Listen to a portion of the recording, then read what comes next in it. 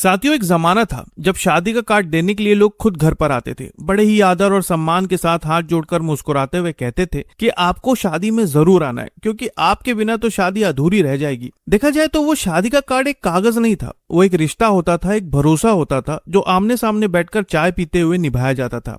लेकिन फिर वक्त बदला और मोबाइल के आने के बाद सब कुछ बदल गया। अब चाहे शादी का कार्ड हो, जन्मदिन का न्योता हो या फिर शोक पत्र, हर आमंत्रण अब सीधे व्हाट्सएप पर आ जाते हैं। वैसे हो सकता है कि आपके पास भी कभी ना कभी ऐसा ही कोई शादी का कार्ड जरूर आया होगा, लेकिन जरा सोचिए, क्या हो जब कोई बिल्कुल अनजान नंबर से आपके पास शादी का कार्ड आए, एक ऐसा नंबर जिसे आप जानते तक नहीं है। क्या आप उस शादी में जाएंगे? चलिए, इसके बारे में तो बाद में सोचेंगे, लेकिन पहले कार्ड तो देखना पड़ेगा, आखिर कहीं कोई जान पहचान का तो नहीं है। और बिल्कुल इसी तरह बेंगलुरु में रहने वाले एक बिजनेसमैन के साथ भी ऐसे ही कुछ हुआ। उम्र 42 साल, सालों का अनुभव, अपने काम में माहिर, लोगों को परखने में एक्सपर्ट, एक ऐसा इंसान जिसे कोई आसानी से बेवकूफ नहीं बना सकता। लेकिन एक रात उनके साथ कुछ हुआ जो किसी के साथ भी हो सकता है। अचानक उनके पास एक मैसेज आया जिसमें लिखा था कि आपको सादर आमंत्रित किया जाता है और आपको इस शादी में जरूर आना है। साथ ही उसमें शादी का एक बेहद खूबसूरत डिजिटल कार्ड भी था, लेकिन नंबर जाना पहचाना नहीं था। फिर भी उन्हें कुछ अटपटा नहीं लगा, क्योंकि आजकल तो चचेरे ममेरे रिश्तेदार भी नए नए नंबरों से कॉल करते हैं और कई बार लोग इन सब में इतना दिमाग नहीं लगाते। इसलिए उन्होंने भी वही किया जो शायद आप और हम भी करते। कार्ड पर क्लिक किया, स्क्रीन पर लिखा आया फाइल डाउनलोड हो रही है। कुछ ही सेकंड में एक परमिशन का पॉपअप आया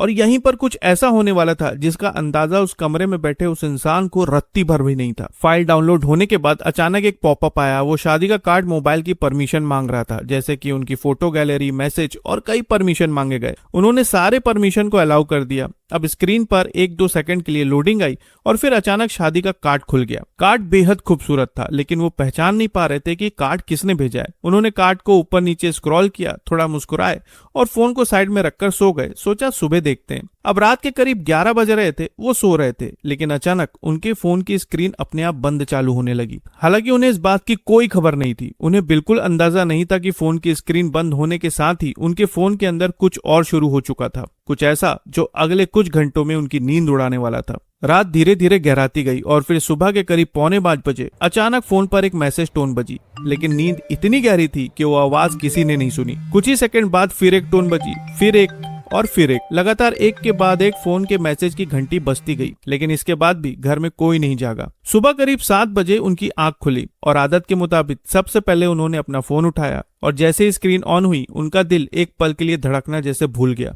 स्क्रीन पर एक के बाद एक कुल 9 बैंक के मैसेज पड़े हुए थे। हर मैसेज में एक ही खबर, आपके खाते से राशि डेबिट हुई है। हाथ कांपने लगे। पहला मैसेज खोला, फिर दूसरा, फिर तीसरा।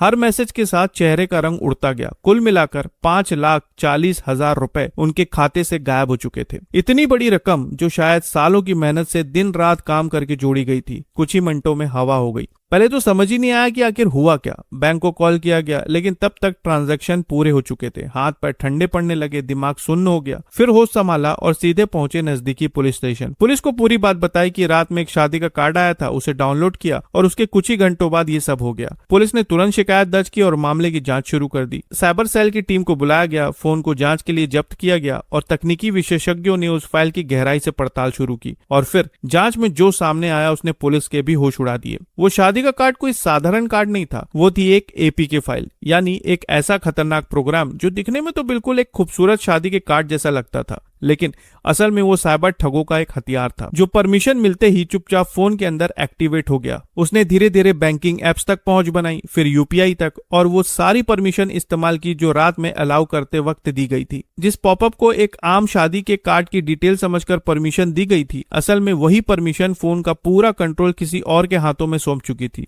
रात को जब फोन साइड में रखकर सोया गया, ठीक उसी वक्त कहीं दूर बैठा एक साइबर अपराधी स्क्रीन पर सब कुछ लाइव देख रहा था, हर पासवर्ड, हर ओटीपी, और देखते ही देखते उसने खाते से सारे पैसे उड़ा दिए। लेकिन इस मामले में पुलिस की जांच यही नहीं रुकी। पता चला कि ये सिर्फ एक व्यक्ति के साथ नहीं हुआ था। वही शादी का कार्ड, वही खतरनाक फाइल शहर के दर्जनों और लोगों को भी भेजी गई थी। यानी ये किसी एक शिकार को निशाना बनाने की घटना नहीं थी, बल्कि ये पूरा सुनियोजित नेटवर्क था जो एक साथ एक ही रात में कई लोगों को अपना निशाना बना रहा था। और अब सबसे डरावना सवाल, क्या ये सिर्फ बेंगलुरु तक सीमित था? जी नहीं, ये तरीका अब धीरे धीरे पूरे देश में फैल फैलता जा रहा है। झारखंड के पतरातू इलाके में भी पुलिस के पास ऐसी इतनी शिकायतें पहुंची कि उन्हें प्रेस के सामने आकर लोगों को चेतावनी देनी पड़ी। उन्होंने साफ शब्दों में कहा कि शादी के इस सीजन में साइबर ठग डिजिटल वेडिंग कार्ड के नाम पर खतरनाक एपीके फाइल भेज रहे हैं, जो देखने में बिल्कुल असली कार्ड जैसा ही दिखता है, लेकिन अगर आपने उन पर एक क्लिक किया तो आपकी सालों की जमा पूंजी पल भर में साफ हो जाएगी। लेकिन कहानी अभी यहीं खत्म नहीं होती, क्योंकि ये फ्रॉड सिर्फ एक इंसान को लूटकर नहीं रुकता। एक बार जब अपराधियों को फोन का रिमोट एक्सेस मिल जाता है तो वो सिर्फ पैसा नहीं चुराते, वो उस फोन को अपना हथियार बना लेते हैं। उस इंसान की कॉन्टैक्ट लिस्ट में मौजूद हर दोस्त, हर रिश्तेदार, हर करीबी को ठीक वही खतरनाक फाइल उसी नंबर से भेज दी जाती है और फिर कई लोग इसका शिकार बन जाते हैं।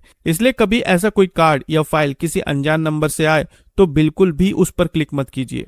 वैसे इस पूरी घटना पर आप क्या कहना चाहेंगे, कमेंट में जरूर बताएं और नई खबरों के लिए चैनल को सब्सक्राइब करना ना भूलें। तो फिर मिलते हैं एक और नई खबर के साथ, तब तक के लिए आपका बहुत बहुत धन्यवाद।